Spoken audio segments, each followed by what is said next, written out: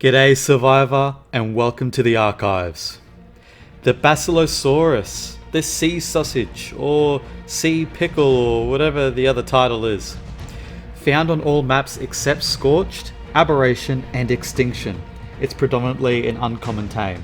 This lovable mammal is a passive tame. A 150 on 1 times official rates will need 14 exceptional kibble for a 23-minute tame, or 37 raw mutton for an 11-minute tame.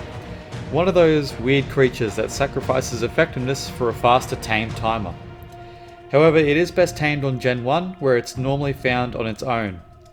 Other maps have the Basilo surrounded with manta as it swims, which is simply a nuisance.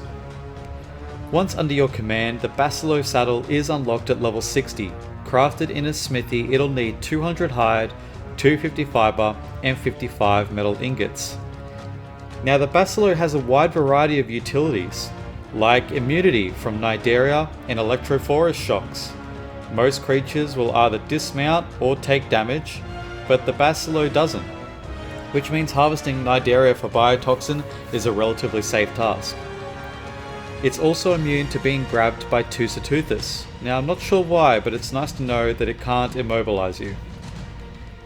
It gives its rider a passive insulation buff, similar to the otter, but it's fixed at 556 heat and cold insulation, which is great for when venturing into Arctic seas or ocean depths. Another passive ability is its oil generation, which will appear in its inventory. Stacking up to 20, be aware this does have a spoil timer. It also has an excellent health pool and will regen health quickly while near the water's surface. The Basilo does have a few drawbacks however. If too deep in the ocean, it will start taking crush damage from the pressure. This isn't normally something to worry about as the damage is minor. The island and Rag don't really have oceans deep enough to see this effect too much, but Genesis 1 and the Centaur, yeah, you'll see this a bit more quickly. It's also very slow.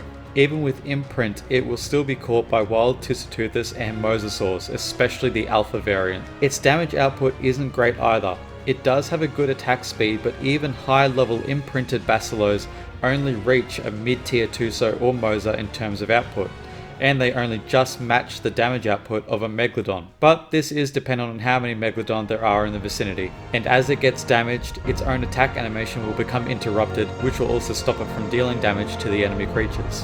This about wraps it up for the Basilo guys. I hope you enjoyed the video and found it useful. Leave a comment below if there's anything I've missed, so myself and the greater community will have even more information. Thank you all for the support you give to the channel. I hope you have an awesome day, and I will see you in the next one.